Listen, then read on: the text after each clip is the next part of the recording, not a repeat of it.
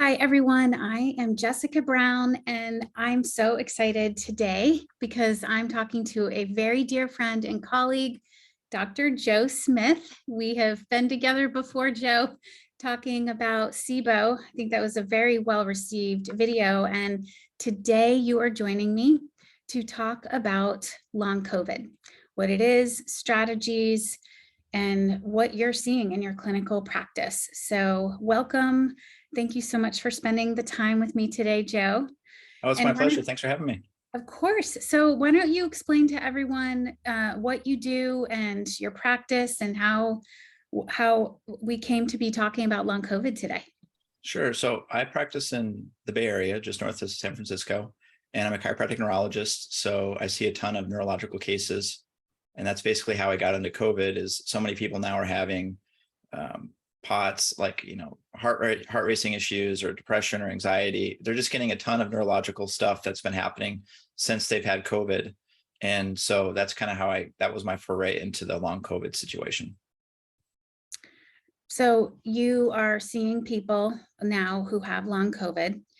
And what would you say is the reason why people are coming to you, and if you had to estimate what percentage of your practice is long COVID right now, what would you say?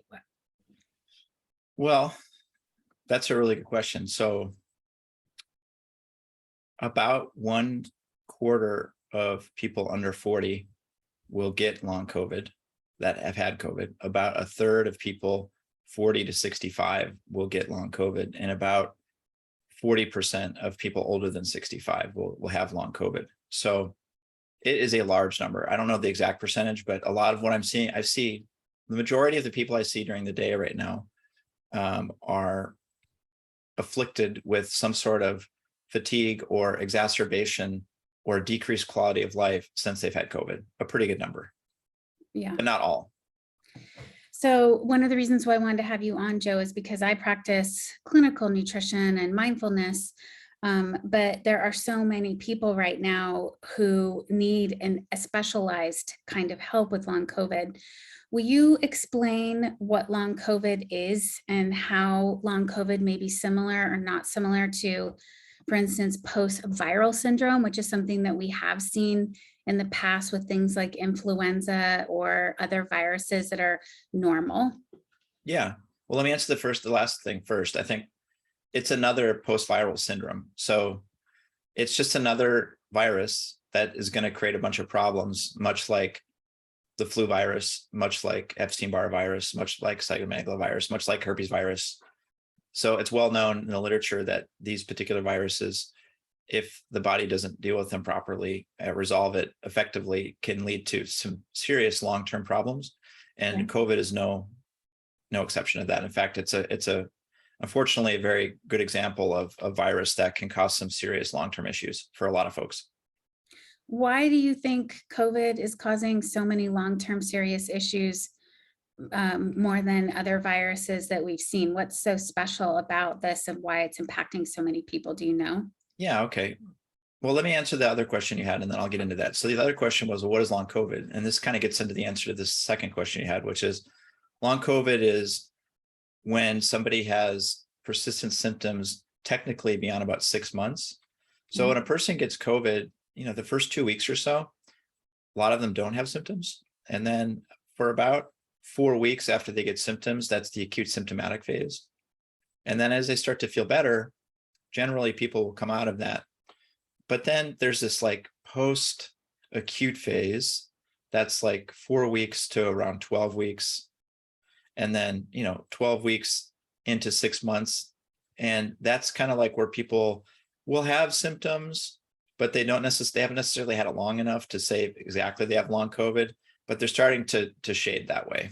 And so that's how you get diagnosed with long COVID, basically, is if you're hanging around, 6 months later and you're still not feeling better, or you have new symptoms that started and they haven't gone away. That's how we diagnose that. But if you start having hanging around of symptoms after 4 weeks, and it's just hanging around, that person may be on their way there. So what makes this virus particularly nasty is originally when we get sick, it has this really sweet for its own vitality, pathogen evasion response. Mhm. So it has a way of like hoodwinking the immune system to ignore it for a while. And in doing so, it gives itself a chance to replicate a bunch. And then there's all these really nasty downstream effects of that viral replication and inflammation that make it kind of interesting. And the downstream effects of that include like microvascular damage. So all your blood vessels, especially the small ones, get inflamed. And of course, the smallest blood vessels live in the brain. So like a lot of people with long COVID have fatigue, like psychomotor fatigue, where they literally just don't feel like getting up.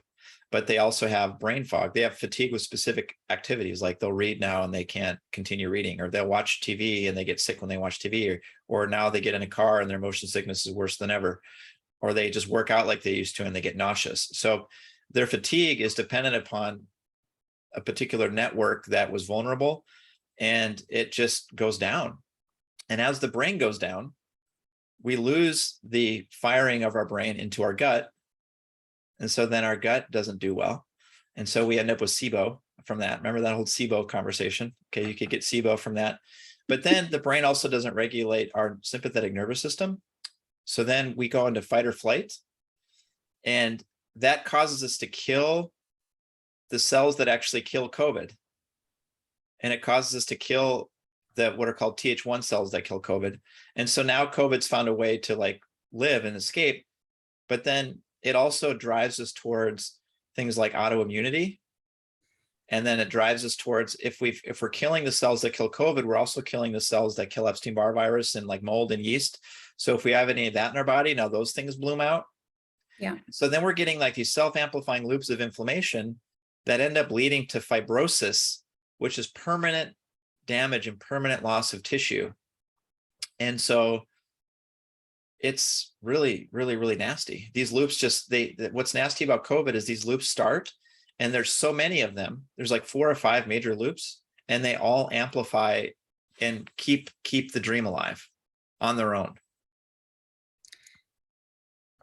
So when we talk about how impactful this is, I mean, thank you for sharing that. It's also kind of startling. Everything that I've just been reading sort of as a consumer is that you go to your regular doctor. So I know people, my own friends who have had COVID and developed long COVID, and then they have a whole series of doctors that don't know how to test and really don't know what to do with them. So for instance, and I'm only pointing this out because I'm assuming that you might be able to look at people in a different way, because that's the one thing that I hear is I have a cardiologist now, maybe they have a pulmonologist, they have an endocrinologist. Yeah. People have a whole new set of doctors once having long COVID, and they're not getting a lot of answers. Yeah, the most common thing that I hear when I talk to folks during a consultation, a new person, is that the doctor is basically saying, just wait it out. It's normal for things to keep going for some people, like 40% of people over 65, right? For a third of people that are 30 to 45 or 30 to 65, okay, a third of people, this is just normal. Okay, it's normal, but what's happening is inflammation and fibrosis, and we're just basically hoping that it calms down on its own. And so from a medical model, not to pile it on, okay, because I think the medical doctors are doing a fine job making sure that those people, the cardiologists, they're not having a stroke, or they're not having a serious like heart conductivity issue or some sort of like valve issue. They're making sure that their lungs, that they don't have a pneumonia, but they still have shortness of breath and they can't breathe. So the medical doctors that they're consulting within their specialty have done an awesome job ruling out medical pathology that is something that they can treat. But that's the key thing. If the symptoms fall within a realm of something that they don't treat, then often they're just told that they're, just going to need to wait it out. And that's one strategy, to wait it out. But there's a whole nother world of nutrition and functional neurology and other therapies that are out there that actually can address these self-amplifying inflammatory loops with lifestyle and by doing labs to figure out where you're stuck and sorting that out. It's a totally different approach. It's not the standard of care, but the standard of care has done a great job making sure that they don't need to go to the emergency room or they're going to die. But then it's kind of like, it almost kind of just reminds me of the myalgic encephalomyelitis of the chronic fatigue community, who Yes. basically have been told for decades, for years and years, that it's all just psychosomatic, it's all in their head. But they're not going to be able to do this anymore. People can't just be dismissed anymore, because so many people will develop serious fatigue from this and serious long COVID and basically another type of post-viral encephalitis or encephalopathy, that there's going to have to be some sort of sea change in how medicine looks at this, I hope. You know what I mean? But in the meantime, there are doctors out there like myself that are functioning or focusing on these functional issues, and we can actually do a lot for people if we evaluate them specifically and intervene specifically. Okay, so let's break this down then. And I'm because I was hoping that we could talk to in a practical sense, what people might be able to consider to do. And, just a disclaimer here, you should be doing all of this with a licensed medical professional. But if we were to say, here's some of the things that you might want to consider to do as supportive measures while you have COVID to prevent this from happening, are there any? And then I also want to talk about, what do people do post-COVID? There's only one of you. They can come see you, but like, what kind of things should they be looking for when they're trying to gather steam to help themselves? Yeah. Okay. So I feel like sorry, I feel like that is dirty. So I lost the first track of that question. Okay, but I got the second part. What was the first part of that? The first part was, is there anything suggestions for people to have on hand to support themselves while they're actually convalescing at home with COVID that would be helpful to maybe prevent this from happening? Or, I guess it would be prevent it from happening. Yeah, well, listen, one of my colleagues, Sam Yannick, Dr. Sam Yannick, he practices, I think it's in North Carolina. Yeah. Might be South Carolina. I can't remember. Okay. But he's in private practice too. And he wrote this awesome paper on nutritional support for COVID. I'm butchering the title, basically through phases of care. And so there's a whole research-driven concept of what a person can take in the preventative phase of COVID. And so that paper goes through the actual rationale why they selected those things, and then talks about dosing instructions for those things. So like that paper basically breaks down 4 phases of COVID, which is the prevention phase, the early inflammatory, so you just got COVID or getting symptom phase, something called the escalating inflammation phase. This is when things are really going sideways during COVID, where a lot of people will consider going to urgent care, or they're feeling the sickest they felt in their whole life, like they feel like they're going to die. And they may start getting a lot of their serious symptoms that are hanging around at that point. And then there's supposed to be a resolution phase. So like that paper, I mean, we can attach it, to this, wherever you end up publishing this. Okay, we can attach that in the comments below, and it's in there. It's great. So he talks about melatonin, vitamin C. He talks about fish oil, vitamin D, vitamin A, zinc, but like in a way that you can determine how much and when. Now, look, this is not a medical consult, and that paper is not a consult, and I can't give you medical advice about what to take, but I can tell you that the literature is very clear that these things can be helpful in a preventative phase to generally keep the immune system in a position where it does what it needs to do, and then it can calm down instead of going off the rails. Basically, in long COVID, what's going on is they're not resolving the inflammatory cascade. And because they're not resolving it, and because so many systems are vulnerable to that, especially the brain. Did you know 90% of the brain are immune cells? The brain is the largest immune organ in our body. And of course, there's going to be neurological and psychiatric symptoms of that.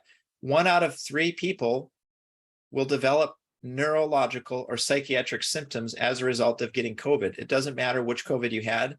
And it's not necessarily dependent upon comorbidities like obesity or diabetes. Like 1 out of 3 people will get anxiety from COVID, from having COVID, even healthy people, that persists into that 6-month period.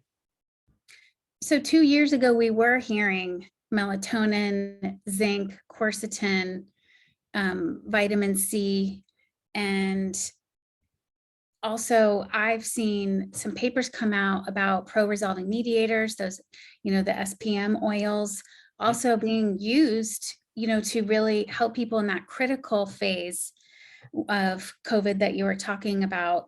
And these are things that hopefully people can set up to have on hand. I mean, I know that some doctors really do say, yeah, no drawbacks to having zinc on hand or vitamin D or melatonin. Yeah. So those are things that people can do. And then we, of course we can add in I'm sure most people. Can I jump in there for a second though? Yes, yes. There are absolutely drawbacks to zinc, and there are absolutely drawbacks to vitamin D, and there are absolutely drawbacks to vitamin A. So think of this paper as describing, in a perfect world where you have limited inflammation, you don't already have autoimmunity, you don't already have chronic infections, and all things being equal, these are things to consider. That being said, so many people that we work with already have autoimmunity. And so things like vitamin D and vitamin A and zinc can actually push the immune system or support the immune system. And what's one surefire way to hurt somebody that has an autoimmune disease where their immune system is attacking healthy tissue than to support the immune system? So we're seeing this whole category of people out there that are reading papers like this, which are amazing papers. And I do think this baseline approach is awesome, but that's if you already don't have some of these other things. So a lot of people just already had COVID, and so they're not even in the prevention phase. If you've had COVID and you resolved your inflammation and you've done labs and you know that, and you're back to your baseline, your life is hunky-dory and you're back to where you were, awesome, go to the preventative part of that. But if you had COVID and you have long COVID, doing the preventative part of that is kind of like, a day late and a dollar short. That may not be enough. You now need to dive into the depths of why you specifically have COVID, that's long haul COVID, and what can you do? And so that paper talks about the fourth phase and what can be useful there. But, there are labs that can kind of guide you to that direction too. There's history findings in labs that will tell you that's what's going on, so that it becomes more clear for whatever doctor you're working with, what they need to do. Okay, we are going to put Dr. Yannick's study in the show notes. Joe, what kind of labs are we talking? Like people maybe could have on the radar to ask their doctors for? Yeah. So, earlier on, we were talking about microvascular damage, meaning like, okay, COVID causes like all of this inflammation in our blood vessels, which causes a lot of these neurological and psychiatric symptoms like anxiety, right? It causes the fatigue.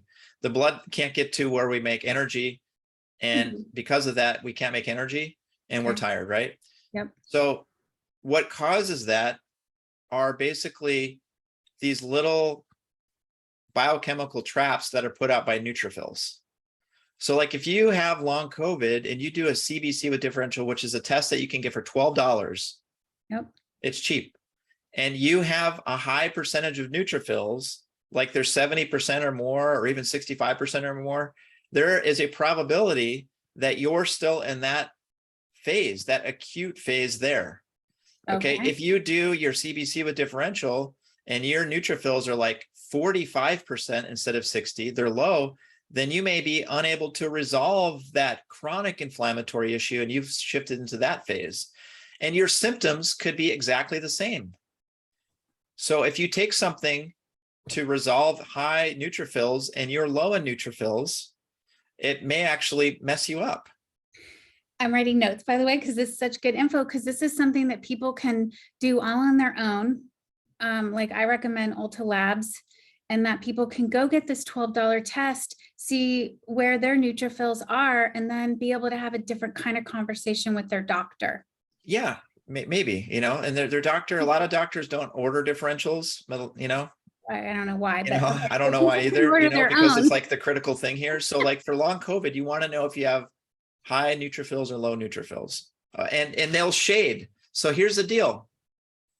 You may look at your lab and you're going to go crazy when I say this. I'm sorry, folks. Okay. But back when I was in school, when I was in medical chiropractic school, used to be able to look at a lab and percentages were there. Okay, so I used to look at a lab and it said the range was like 58% neutrophils to 63%. And just for those of you, this is like totally new. A neutrophil is just a type of white blood cell, okay? And it's the most important white blood cell for like gobbling up bacteria in your body and like helping you resolve inflammation. It's so important. And now, so where they get these lab ranges is they take everybody in your area and then they divide them up and then they do a statistical bell curve and they do standard deviations from the middle. Okay.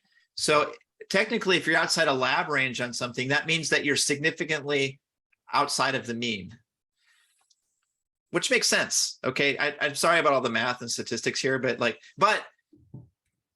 people are so messed up right now, their immune systems, and have been for about 10 years, that they can no longer even give a bell curve anymore on neutrophil percentages because there is no mean, there is no average anymore because people's immune systems are so messed up.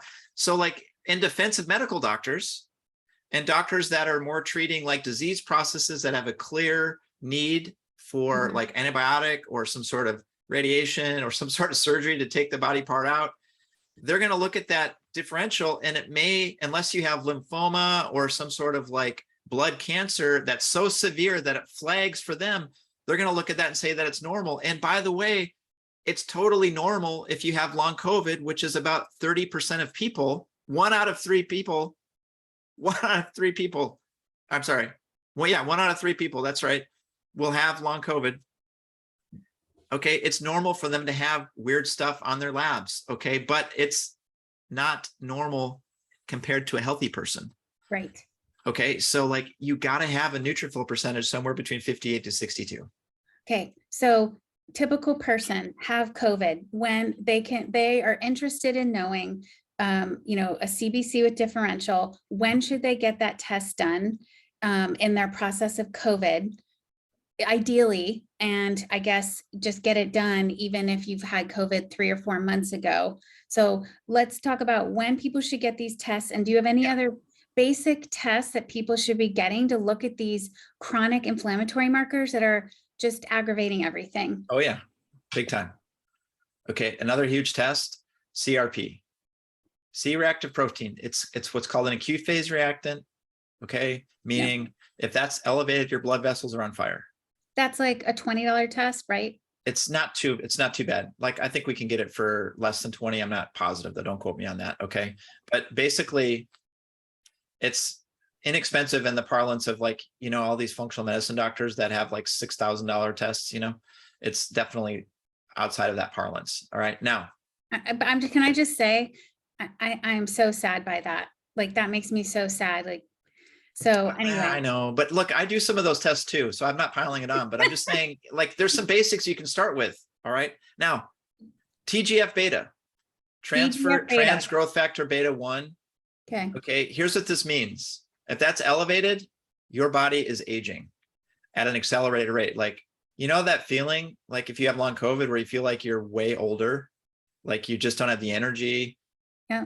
And like your skin's looking older, you're getting puffy, you're getting more wrinkles, like you're just literally aging, your joints are starting to hurt everywhere. You don't have the stamina you had anymore. Okay, TGF beta basically means that you're undergoing fibrosis. Now, here's the part where I can start to sound negative, but I just really want to try to encourage you, okay? Right now, the standard is to wait it out. Okay, but if you wait it out and you get to 6 months, and then you get diagnosed with long COVID, meaning if you go into your doctor and it's before 6 months, they're just saying, yeah, this stuff hangs around, just wait it out, Okay, but then you get to 6 months, then what? Now I have long COVID, what's the treatment?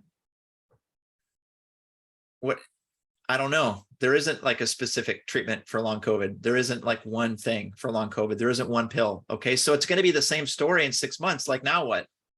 Okay, but it's progressed. So when you're in the acute phase and you have symptoms, your inflammation is really at an all-time high. As you start to feel better, you don't have those acute symptoms, you're like, oh, I'm getting better. There's a moment where you're resolving inflammation. And if you don't resolve inflammation in a healthy way, your tissue undergoes fibrosis. That's what wrinkling is. That's why, like, it's very hard to get rid of, like, at some point, like, you know, despite all the different Botox and the fillers and things you can do for skin, like the skin just ages. It's a consequence of being alive. So that's fibrotic changes. Your liver can fibrose, your lungs can fibrose, your brain can fibrose, your blood vessels can fibrose.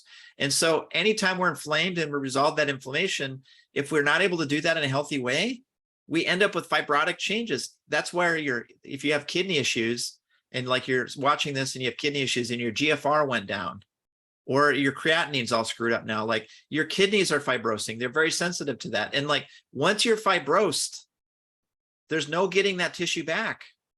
Okay, You're waiting.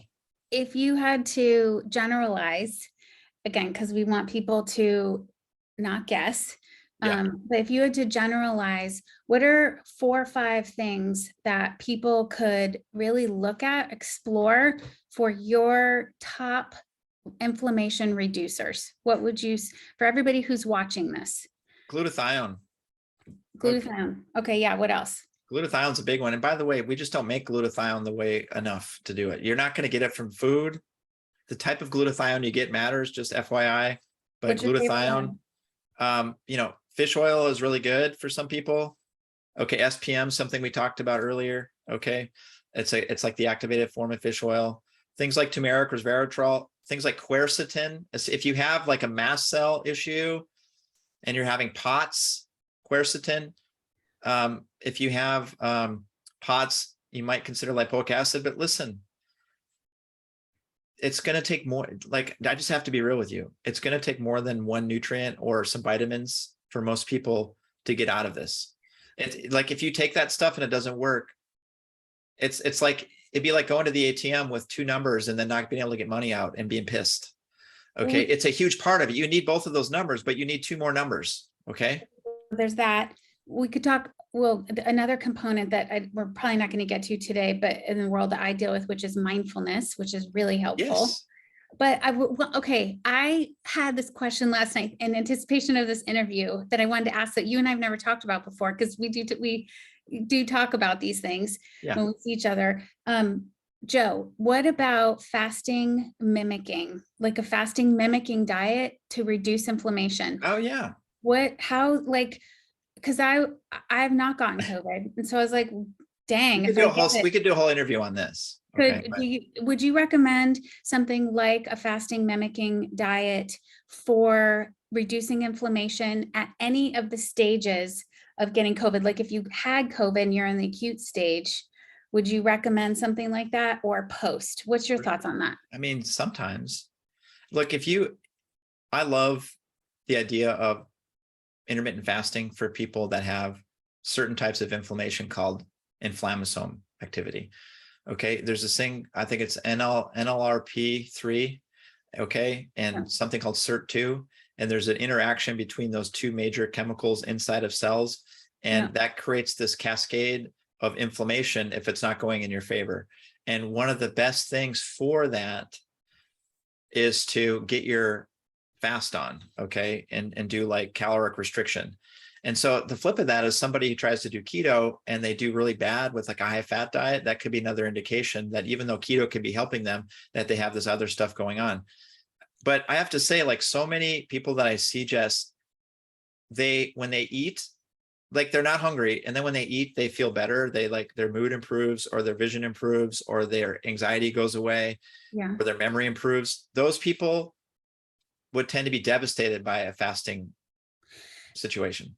So I'm going to say too, though, that I really like the Prolon fasting mimicking diet because it's vegetarian, it's gluten-free, dairy-free, and it has just been used in a dementia and Alzheimer's study for improving cognitive effects in it. So, and it's not keto, and it's not carnivore, and it's not a water fast, because fasting can be really tricky. If you're not using, you need to loop in a doctor, especially if you're doing a water fast, and have that be medically supervised.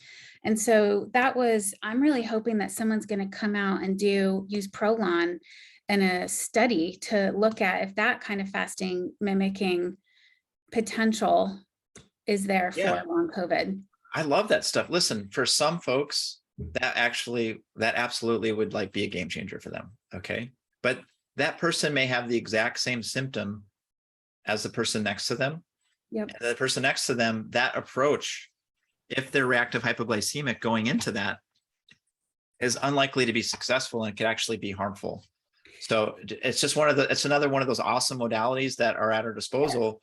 And like, I know so many people that have heard me talk about keto, because there are times I love keto. Okay. There are times that I really don't like keto, like how it could accelerate your demise and kill you if you do it wrong, basically. But like, and that's extreme, but like, it's not really. Okay. And the thing is like, but for those that have benefits, they hear me talk about that. They're like, I'm doing it. And then they go and they do it unsupervised, and they make simple mistakes that we all would make if we didn't know better. Yes. But like, you're not expected to be a medical professional. And it's frustrating because your medical professionals, a lot of them don't even want to do this. Yes. But then you do need to talk to somebody with some experience, and somebody that doesn't do that for everybody. Somebody that does that for everybody they see probably has some sort of like philosophical dogma. And you really want to work with somebody that only does it for people based upon their individual exam and need, not based upon their philosophical bias. Sorry, that's my soapbox from that issue. I just want to say just really quickly too, for people who are like, what's Prolon? It's a 5-day fast, and you eat 3 meals a day, and it is not keto. And you even take a drink to keep your blood sugar at a steady level. Gwyneth Paltrow did it in one of her Goop episodes. But it's a really good alternative for people who need to be eating food, not be put into ketosis. It kind of helps your mental state a little bit because it's 5 days, but it does put you in a fasting state. Anyway, so that's just for people who are like, what the heck is that? I'll put a link into that as well, because these are things too, where like, I want to know if I get COVID, should I do something like a fasting mimicking diet along with all of the supplements that I personally have on hand? So thank you for addressing that. And so people don't do a water fast. Do not fast without your doctor involved. People that have like high hemoglobin A1C and like high fasting blood sugar, people that get tired after they eat, or might be obese and have all of those things at the same time, might really do well in that. That might be somebody that I might think of that type of approach. Okay. And then what about the microbiome or probiotics? What are you learning about the gut-brain axis with long COVID? Is there anything you want to share about that? Well, okay. So imagine you have this microvascular inflammation that knocks the brain out, and so you end up anxious. Okay. So then you end up having decreased brain function, which means decreased gut function, which means more food sensitivities, worse digestion, histamine release. So you're either going to get diarrhea or constipated or a mix of that. You're going to end up bloated. You're going to end up blooming out infections in your gut, and you're going to end up with more food sensitivities that can lead to autoimmunity later. Like and like, this all sounds so bad. And I know that it does sound bad, but this is like what's happening. But like, the beauty is like, we totally understand a lot of this. Anybody that says they understand all of it's crazy, I think, but like, we understand a lot of this, and there's so much that we can do for each one of these little loops if we just identify which one it is. So to answer your question, if you have a brain that's offline because of COVID, or you have microvascular damage and that's affecting the hollow spaces like the lungs and the gut, basically the histamine release that results from all of that ends up causing leaky gut. Okay. It ends up causing like edema. It can cause migraines. It can cause substance P to go up, which would cause you to have like burning pain and tingling. Okay. And itchy skin. Okay. You can get rashes from that. That's called neurogenic inflammation. And so this gut issue needs to be resolved. Okay. But the gut issue, is it because there's an infection that bloomed out? Is it because there's a local gut issue from the microvascular issue? Is it the top-down issue that's causing the gut issue? Is it the secondary thyroid issue that's causing the gut issue? Is it the high cortisol that's causing the gut issue? Okay, so the idea is like, you have like 40 people with long COVID, all of them with gut issues, and you put that gut issue in the center of a wheel, and then they're all going to have a different combination of spokes that go into that. One of the basic things that seems to help a lot of people with gut issues is short chain fatty acids something to consider. Fiber for some people is terrible if you have SIBO, but for a lot of people, if you don't have SIBO, just fiber can be very helpful. But avoiding extra alcohol, okay, if you have histamine issues, getting off coffee can be super helpful. Probiotics, it could be anything. There's so many different species. There's so many different probiotics out there. There's a lot of different strains of probiotic, but I like short chain fatty acids because it can kind of help all of them. Good. Okay. And I will say too that for everybody, just remember probiotics can make SIBO worse. So you have to get 100%. find out if you have SIBO and then get appropriate probiotics for that. So it doesn't fire up the SIBO while you're trying to repair that gut mucosal layer. If you're having diarrhea, quercetin can be amazing for some people. I want to ask you a question though. Quercetin, glutathione, neither are very readily absorbable. I'm seeing like bioavailable quercetin, like natural factors, which you can buy, and then also like a liposomal quercetin. So do you want to just say anything about that too? If people want to invest in getting supplements that actually move the needle instead of not. Well, I think if you have a gut issue, you want something that will stay in your intestines. So there's a benefit to that. But if you have like a systemic mast cell issue, a liposomal version would be superior.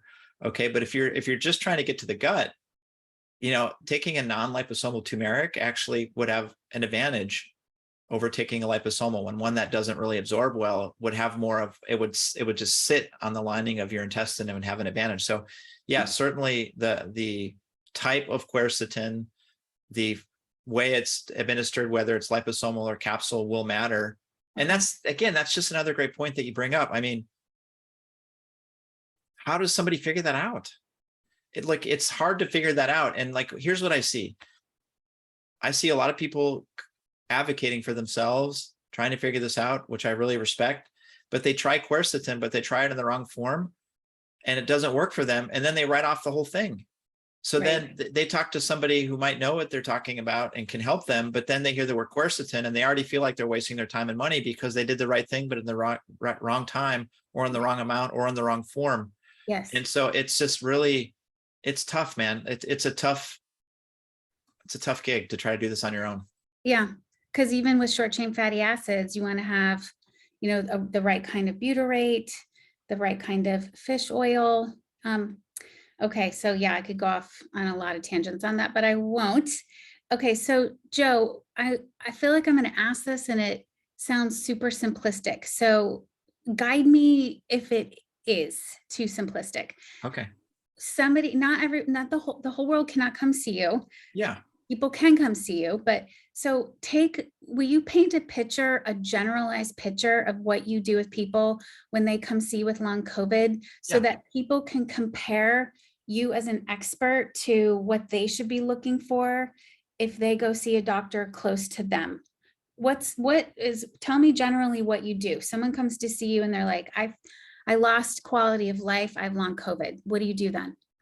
Well, what I do is I take a really long history and I do really detailed forms and I evaluate systems.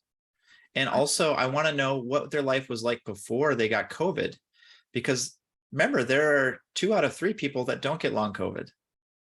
What's up with those people? Why are those people getting long COVID? So what's unique about you that has you sitting in my office? And it all stems from there. So basically what I end up doing is evaluating different systems. I'll look at the brain. I'll look at the immune system. I'll look at hormones. I'll look at metabolic things like insulin and blood sugar. I'll look at things like old infections like Candida or Epstein-Barr or strep. I'll ask them how many head traumas they've had, how many concussions, do they have any stitches on their head. I'll ask them, do they have a family history of dementia, or do they have a family history of autoimmunity? Were they already diagnosed with autoimmunity? Were they traumatized as a child? All these things create a aggregate impact on their current status. And so, but their key symptoms are it's so important. So if their key symptoms, they can't look at a screen, long COVID, that's totally different network in the brain than somebody who has vertigo potentially. Okay. Right. So the thing is as much as people are used to having their symptoms kind of dismissed or ignored, all of those things really matter to me. So like, not only do I want to know if you have vertigo, but I want to know is it when you're in a car? Is it when you lie down? Is it you spinning or the room spinning? So like each one of these key symptoms, I try to tease apart as much as I can by asking pointed questions till I have a clear sense of where the problem is. And then I'll do an exam to test that. So like if it looks like something is wrong causing vertigo, that part in the brain, when I test it at the bedside, say like I have you close your eyes, and if you sway and fall to one side, that tells me, that confirms that. Okay, if you close your eyes and you're normal there, then that tells me that symptom is secondary and something else is driving that. So I might go to labs, and I definitely look at labs. I look at so many labs. I'll do a case review. I just did a case review this week where I looked at 1,600 pages of labs. This person came in with 1,600 pages of labs. Okay, and so I want to evaluate all of that because I want to understand what they did and when and why and what worked and what didn't work and why didn't it work and did they do the right thing but at the wrong time, or I want to make sure that I make use of all of that time and money that they spent. So that's my process. I'll do a case review, I'll do an exam, and then I'll do additional labs to fill in the gaps, and then based on what I find, I start treating it. So you're kind of saying that people need to find incredibly well-versed medical detectives. Well, that can be helpful if you're stuck, right? Yeah, I mean, but also you're pointing out something that really medicine has gone away from. That is a very fine art, what you're talking about, looking at labs, finding the true root cause, and then looking at how to reverse that inflammation that's really behind that root cause of someone's long COVID. For sure, which but could be multi-system. it's multi-system, and I got to say, like, yes, I'm very, very proud of my method here and what I've put together, the Atlas method. That being said, there are lots of doctors that can look at a CBC with differential and will take that seriously. There are lots of doctors that will look at TGF beta and understand that's a problem and help you investigate what's driving that. There are lots of doctors that will look at CRP and will understand that and can help you with it. So like, believe me, I'm not the only one out here that can help you with this stuff. Yeah. That would be really self-serving and an awful thing to say because it's not true. What do doctors like a GP or an internist say when you have a elevated CRP generally?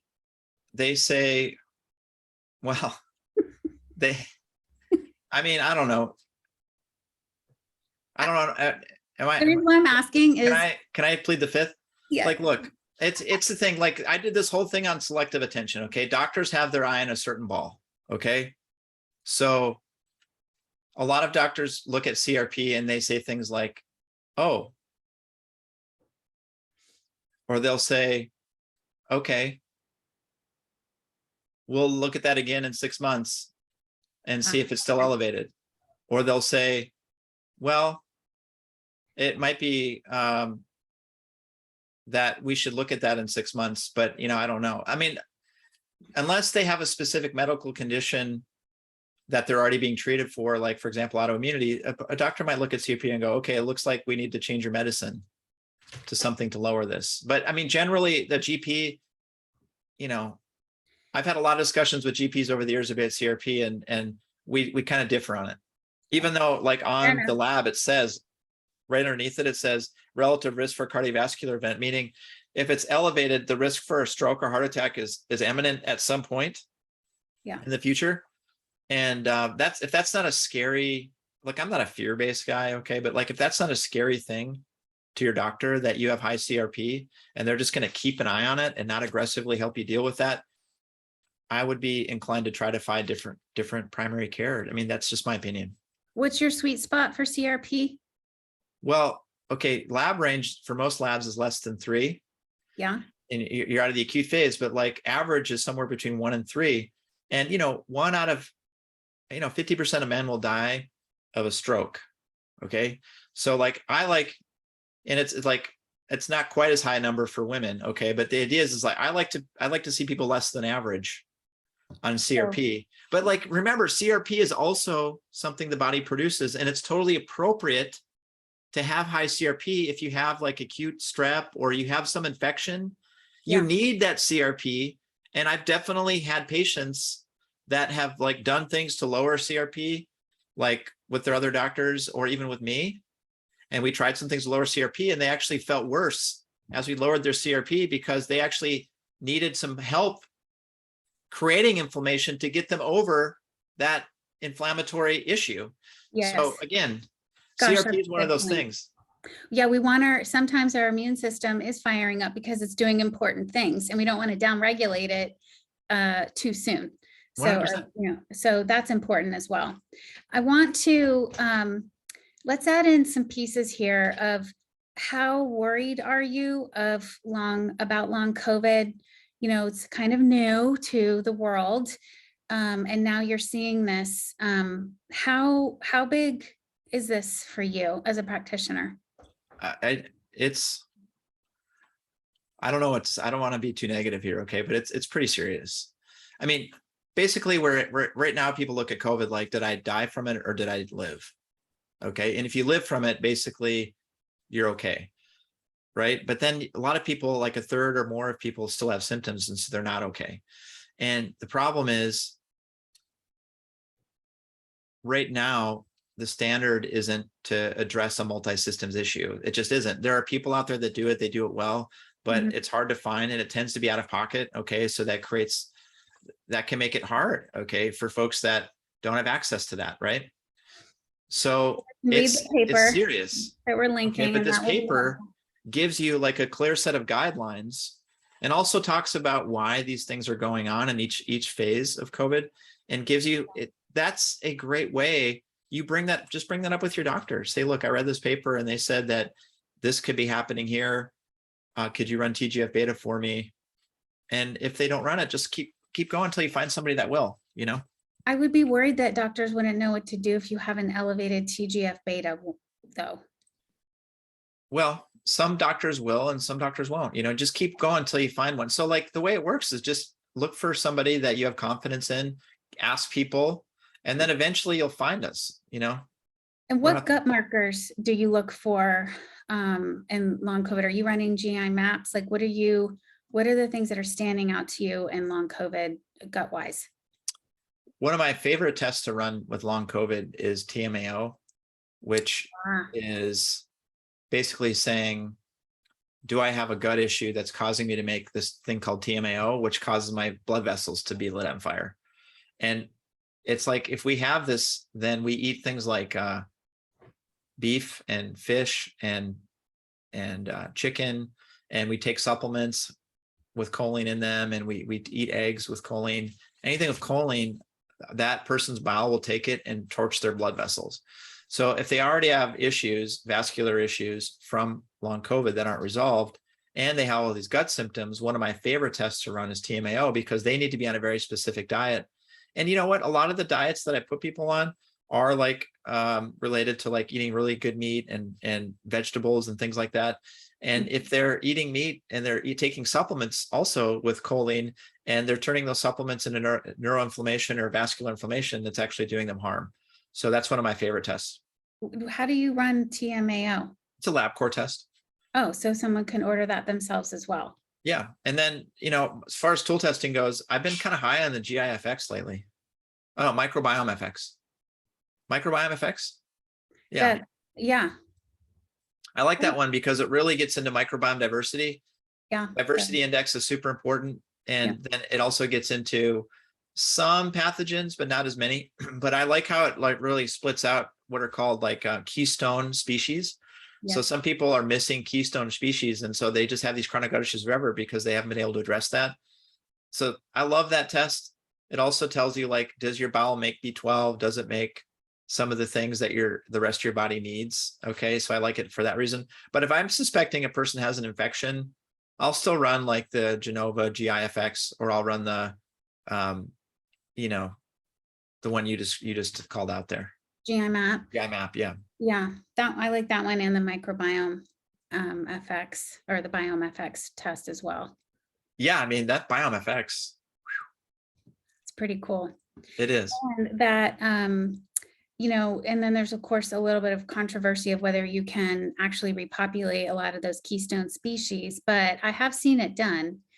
But then you have to know, then we're getting into, do you have SIBO? Because fiber is not always your friend if you do. And anyway. Yeah, I know. So short chain fatty acids tend to work for people with SIBO, which is cool. Yes. So short chain fatty acids will feed your microbiome and cause, everything that you want to grow basically to grow.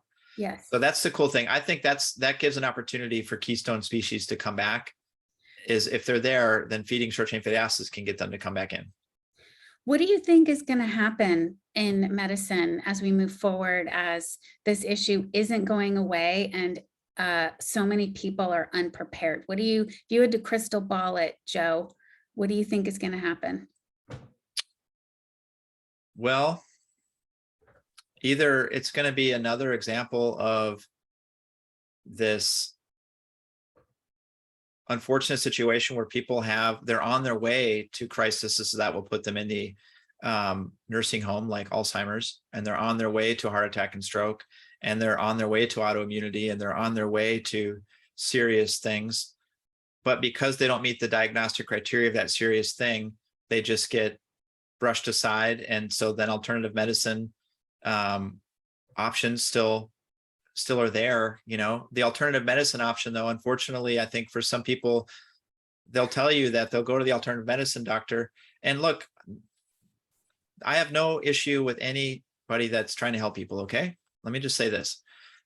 But what can happen is if you go to a standard model, you get the dogma of the standard model, which is to say nothing's really going on here that we can treat. Maybe it's in your head, go see a psychiatrist. Okay. But they're getting great medical care, and that they ruled out cancer. They ruled out, serious things that are treatable. So I'm just saying, insurance. Yes, it's covered by insurance. They're getting awesome medical care. So I'm not dogging doctors. Okay. I'm just saying there's a lot of people that are looking for alternatives, right? So they go to alternative, and then they see a specialist who does a particular modality technique. Maybe they do gut cleanses, maybe they do chiropractic, maybe they do acupuncture. And then that clinician may have a dogmatic idea about what they're looking at, but they're not necessarily getting told what's actually happening at a physiological level. So what I think is going to happen is that eventually that's going to catch on, and it's going to start exploding. And that's the optimistic view of this. And then because people demand it, and then more and more people will start doing it, and then it'll become more and more accessible because more and more people are doing it. Okay. That's what I think is going to happen. But I also think, unfortunately, in between that, a lot more people are going to end up with chronic fatigue syndrome. A lot more people are going to end up hurting and depressed.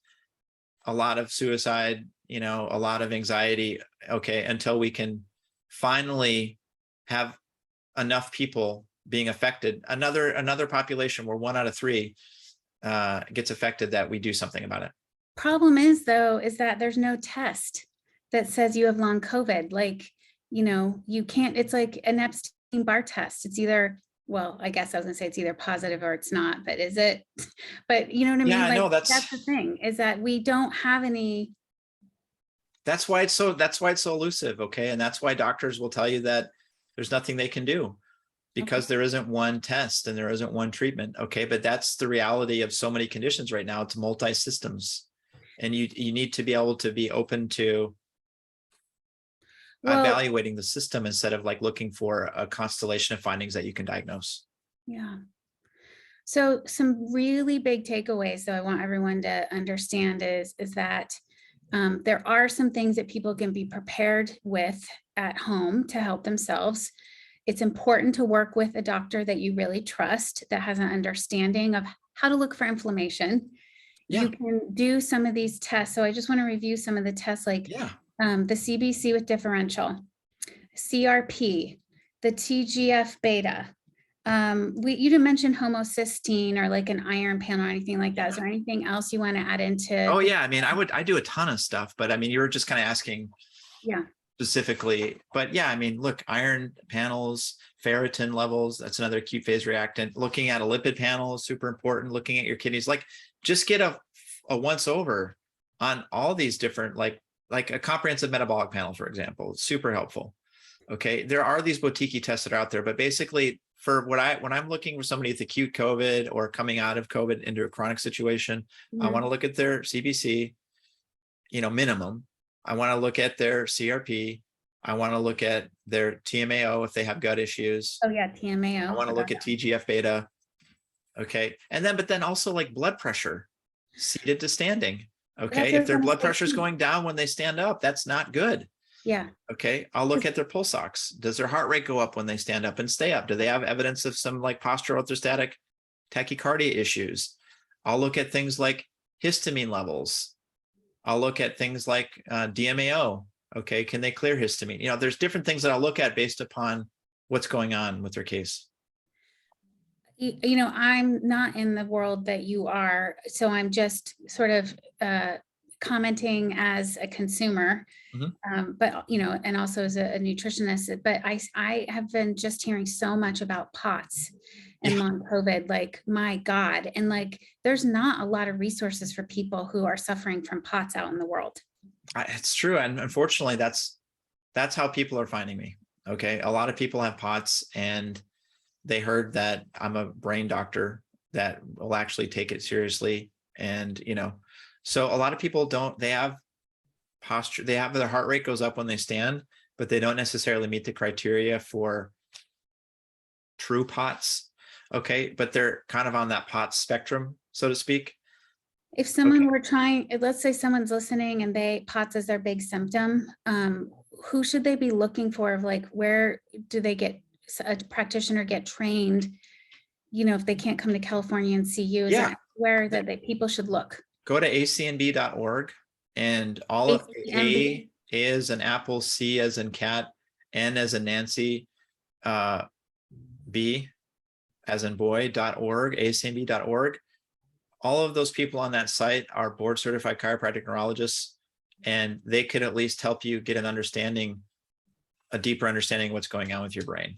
And they're everywhere. You know, they're great, great folks. Okay. Now, remember that when you have the reason that COVID and POTS go together is because the COVID virus ends up creating this scenario where we have a lot of histamine. Okay. And histamine and POTS are kind of like this. Okay. So we're talking earlier about histamine and quercetin. Okay. There are things that stabilize mast cells. If you're working with a doctor that has a license, sometimes like cromolyn or ketofen can be really helpful. You could talk to them about that. It's not on my license, but it's definitely something that's helped people. It doesn't address the thing that causes the mast cell issue, but it can stabilize them and give you some relief in the short term. And the scary thing about POTS and these heart issues is that people have cognitive and cerebral vascular issues, even if they're not changing levels. So it's not just when they stand, like they're having chronic, constant cerebral vascular issues and cognitive issues independent upon being seated or standing, and if they're having actual symptoms. So it's a really big deal. You want to address that as soon as you can. When we talk about things that you're seeing that are helpful in the mind body world, what kind of support measures can people do as far as mindfulness or relaxation? And after that, I'm going to get to to end this all on a really positive note, even though it seems like a lot of gloom and doom. What things are you recommending to people for lifestyle interventions, mind body wise? I'm sorry. I'm not trying to be doom and gloom, I swear. But you know what? Like, it's kind of the thing, Jess. I'm glad you said it, okay? Because like, I feel like people need to know that this could be really serious if they don't do something about it. And people already know that and they're scared because they don't know what to do. But also there's so much that can be done. So much. There's so much that can be done, but the right thing at the right time and the right amount. And it's like amazing what can happen. Okay. So I wouldn't be excited to talk about it if I just felt like I was going to tell people to smoke them if you got them and peace out. You know, that's not it. Okay. All right. Don't start smoking. All right. But here's the deal. Like mindfulness, that's your wheelhouse. Okay. Like mindfulness is a huge part of, there's this whole loop in COVID called the chemistry of stress. Okay. So as we get stressed out, we start ignoring cortisol and then we get more inflamed, which then depresses us and makes us anxious. So being able to implement mindfulness strategies to help control your stress chemistry is a massive part of a comprehensive strategy. And it's definitely something that I consider or implement with people as part of their case plan, really. Okay. So it's a huge thing. And so people will tell you like, man, if I don't get to my yoga class, all of my symptoms flare up if I don't go like 3 times a week, or if I don't do my mindful meditation. Everybody's got their own thing that works for that, but like alternate respiratory breathing is something that can work for people. Okay, Yes. there's so many cool things that are out there, and the way it works is by getting on top of the stress chemistry loop that people get stuck in. When you think about us having this conversation and people who are listening, what is the most important things that you want people to remember, whether it be actionable items or things to ask their doctor? What is the biggest takeaways you want everyone to have from this interview today, who might be suffering, scared, and like not sure what the first step should be? It's like there's stuff you can do. Okay. Okay. So like, what it's do you like, do? first of all, like, don't lose hope. Like, there are people out there, there's so much information now than any other time. There are people that are dedicating their lives to research. There's so many options now. There's so many understandings that are coming out every day, so many papers about this stuff, Mhm. and people are assimilating this information. And I think it's going to become more mainstream what we can do for this. Right now, it's still pretty early. So just hang in there is the biggest thing. And remember that there is a way to tease out these different things that make it relevant to you. So even if some people aren't taking it seriously, just keep asking around and you'll find somebody that will. And I'd say too, just kind of summarizing what you shared, which is there are stages to long COVID, and you can look at trends in each stage. There's lab work that you can do on your own to take to your doctor if they're not willing to look at this. And I'll have a summary of all this at the end. And there's certain people that they can look for in their area of expertise that are willing to go a little bit below the surface. And then also we talked about different kinds of gut tests and looking at the gut brain axis. That's also really important. I mean, I feel like you really gave so much good information about, even though you might not know where to start, there's definitely some steps you can start taking. We know where to look, and that's the Yeah. cool thing. Once you know where to look, then you can figure out where the problem is, and then you know where to start. And that's what's exciting. Okay, so how do people get a hold of you? Go to atlashealthmethod.com Okay, and you can reach out to us through there, or drjoesmith.com. okay, and I'll have links too. And then Joe, the one thing I'm hoping we can end on, and I haven't asked you this question in advance, so I'm just love that I'm gonna just get like the off the cuff answer. This is a hard thing that we're all facing, long COVID. Like, humanity is all facing. Some people are going to suffer from it, some people aren't. But if you, as just a human, had to consider, what do you feel like COVID is teaching us on the planet? What do you think it's awakening all of us to? I think that it's awakening us to a vulnerability. Okay. And that for a long time, I think we've treated our bodies as like in this fatalistic way, like gotta die some way, you know what I mean? Or, it's genetic, you know what I mean? Mhm. But I think it's teaching us that as the planet's climate changes, so does the climate inside our bodies. And we're also showing evidence of climate change, and that now a pandemic is out. Okay. And now so many people are vulnerable to the pandemic. And so I think the lesson is that there's no way to prove prevention, but there is a model out there. Just like you can try to rehab an ecosystem, you can try to rehab your ecosystem. And I think there's just a group of practitioners out there right now that are really passionate and excited about that. And I think that's the lesson. We are just a reflection of what's happening on this planet. And we do need to take a, what's the word? Sustainable model seriously. Yeah. Yeah. Very cool. I'll just answer that too. My view on it is I feel like COVID is really helping us awake to a deeper form of humanity, being kinder to ourselves, being kinder to others. And, we really had to help each other out to move through some of the tough spots that we have gone through collectively on the planet. And so that's also why I was so excited to talk to you about this, because sharing this kind of information, there's some pieces of it that are hard to hear. but that there are resources that are emerging that are going to really help people have a different understanding for what's going on in their body. And so you and I've known each other for years. So I just want to say thank you so much for your willingness to share what you have and give people a different perspective, because people don't even know where to go or what to do, even the first thing. Well, hey, thanks for having me. It was a lot of fun. It took us too long to do one of these. We should do another one. We should. Yeah. Yeah. Well, we Okay. will. It was my pleasure. Thanks for having me. Yeah, the SIBO talk went well, and I'm hoping that this is going to be helpful. And I will put all of your links, Joe, in the show notes, and then also all of the links for the things that we talked about as well. So Okay, sounds thank good. you so much Thank you. coming and talking and spreading your wisdom. And of course, then we got to hang out for an hour. So thank you so much, Joe. Thank you. I look forward to the next one. See you. All right, take care, everyone.